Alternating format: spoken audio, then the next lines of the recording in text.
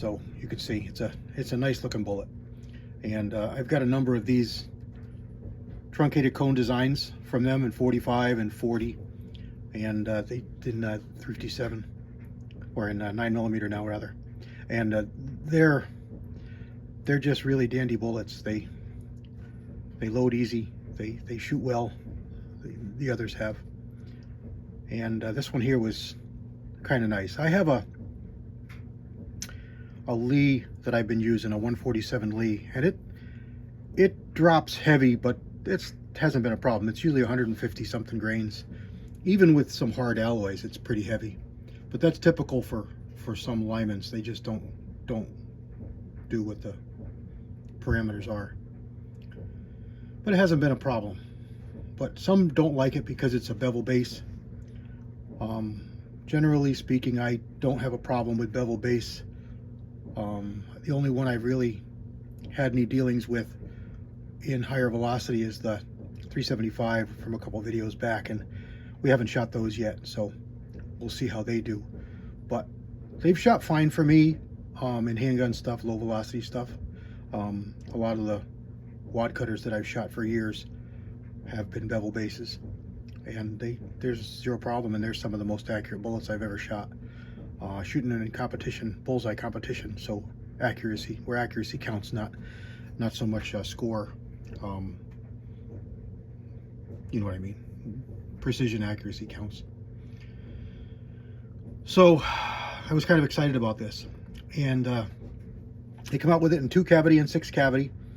Again, if you've watched Walter's video, he's going over a lot of the parameters for the mold, so I don't need to really spend much time there. You can just watch his video if you already haven't. But I have the 356-634, I believe is the number, and it's a round nose flat point bevel based 147 grain bullet, and it's been good for me for decades. When I got into the Maximum, when I got into the SIG 357 SIG, it was a really good bullet.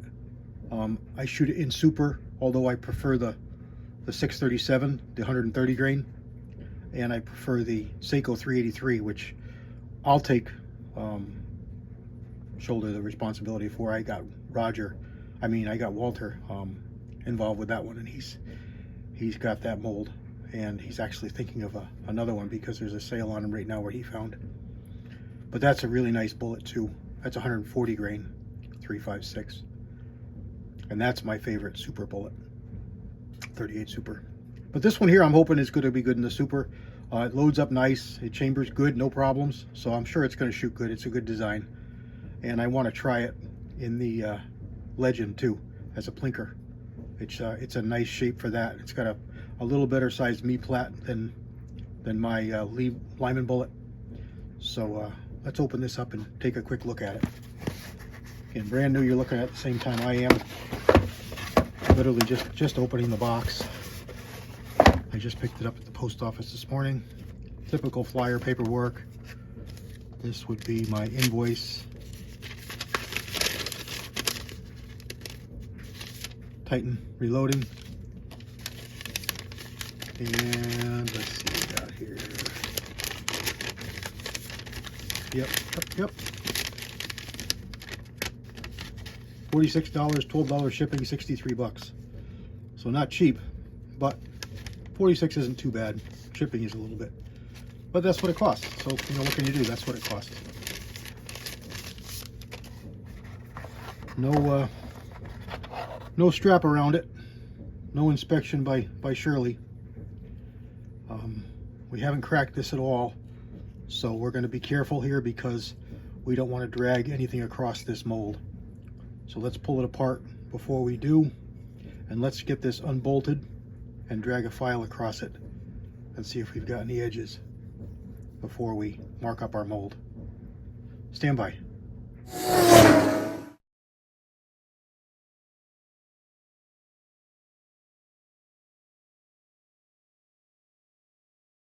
A little bit because we'll use the vise for one side of our tool. Let's get this off first. Nice and snug. And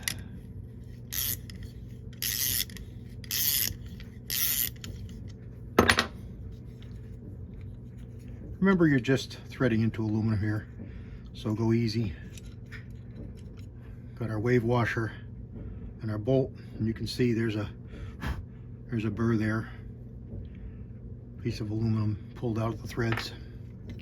So we'll pull this off, and there's not a mark in it, but there is some burrs on it. So we'll dress off the top of that mold, and let's use the vise for the other side of the wrench. Take this off so we can stone our sprue plate. Don't got to worry about losing anything this way. There's no washer on that side, only on this side. So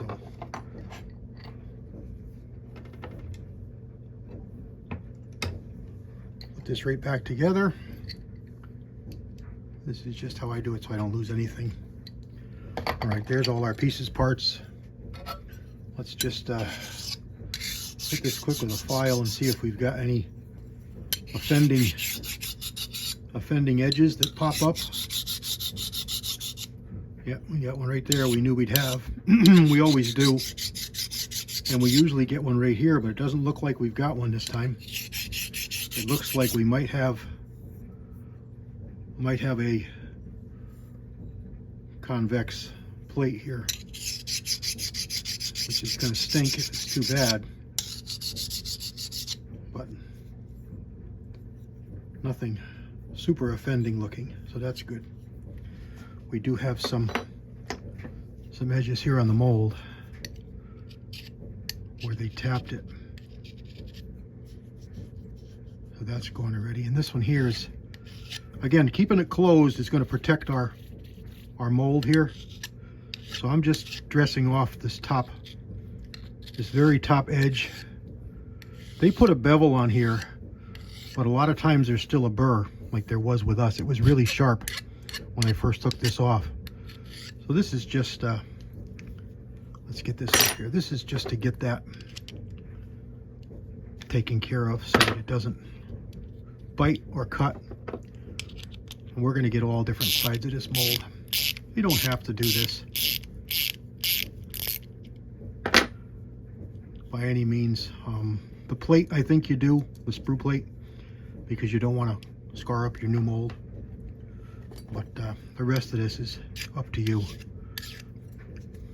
So just take that edge off. Hear it bite? That's how sharp that was. Now it's nice and smooth to the touch. And we're just going to dress off all of these corners and edges, because when they cut these molds out, they have all kinds of sharp offending edges. And I'm just knocking that burr off. See, everything down here is fine. The edges, the sides are going to be all fine. It's just where they cut the end of the blocks off. Just take that edge off. Not really taking any serious material off. You see how that bites? That's just a burr. Whatever machine they're using for this, it's just leaves a burr.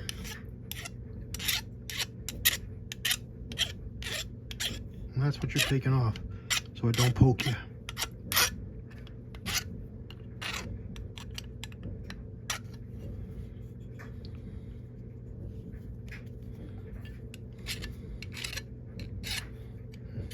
This one's got some burrs in here too.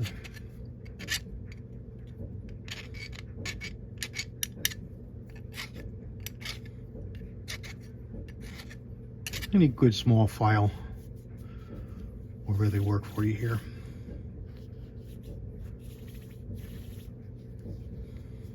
Everything else seems pretty good. No problems. All right, let's have a quick look here, but there's usually nothing here to worry about.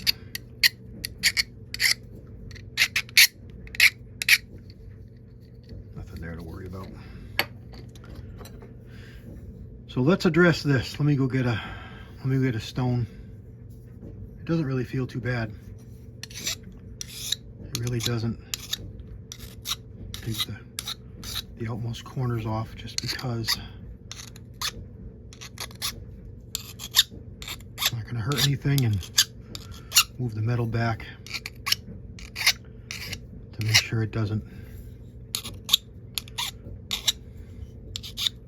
do anything. But it doesn't really feel bad. So we already drug it over here, and we didn't catch anything. Usually we'll light up that corner, we'll light up that corner, and light up this corner. This one here too, usually. But you can see that we really didn't. We're just taking off the very edge, which tells me it's a little bit convex, which is, I've had some bad ones that were a problem, but this should be okay. We're just going to hit it with the stone and make sure, because the file takes off a little too much. All right, let me get a stone. All right, I got some oil on the stone, and I'm just going to lay it across here and give it some swirls. Stone is good because it doesn't take off much, or it doesn't take off material fast, and it's dead flat. You pretty much know it's flat, so you're not going to be changing the aspect of your sprue plate like you can with a file. This is dead flat, you know it is. And you can see I got lots of lubrication on here.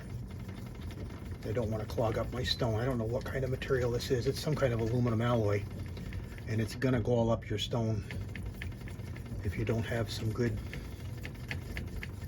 lubrication.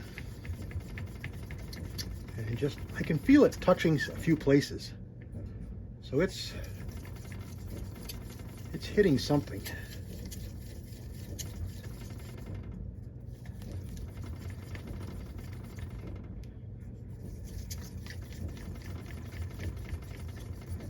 Let's see what we got.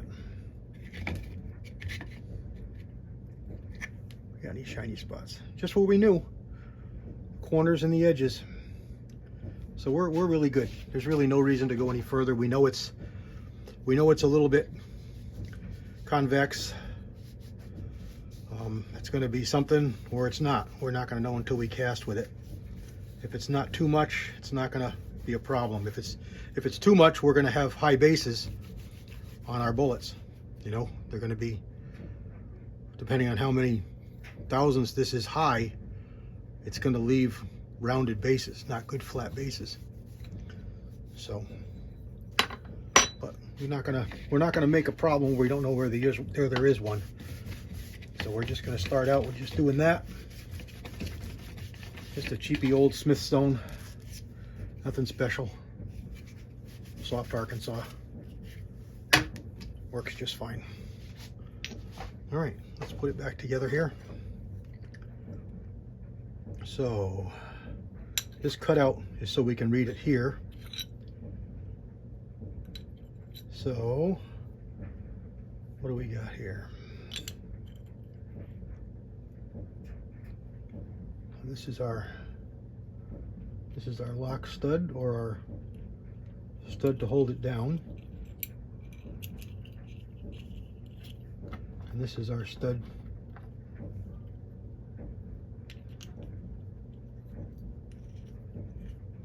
for the sprue plate.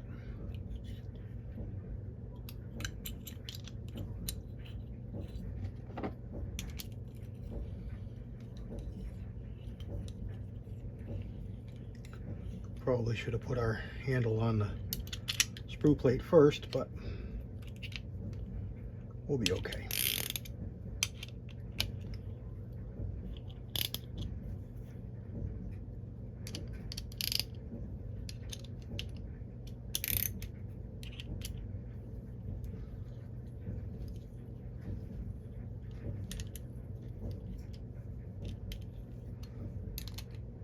This is a shouldered bolt, so it can go locked down pretty much all the way. But again, remember, you're in aluminum.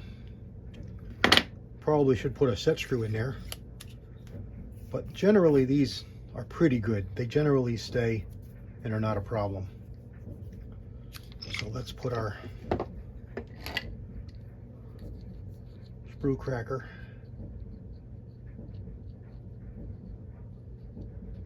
back on here.